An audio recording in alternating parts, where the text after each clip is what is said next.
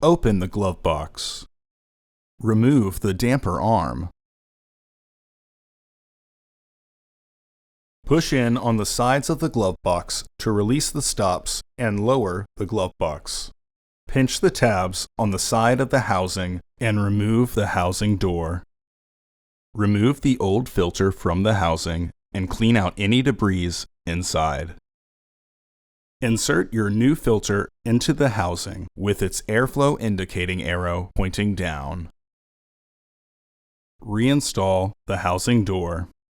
Partially close the glove box to re-engage the stops. Reinstall the damper arm.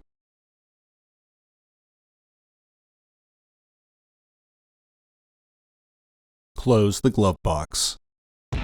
Order your parts today at filterheads.com. Also, please like our video and subscribe to our channel so you won't miss any new content.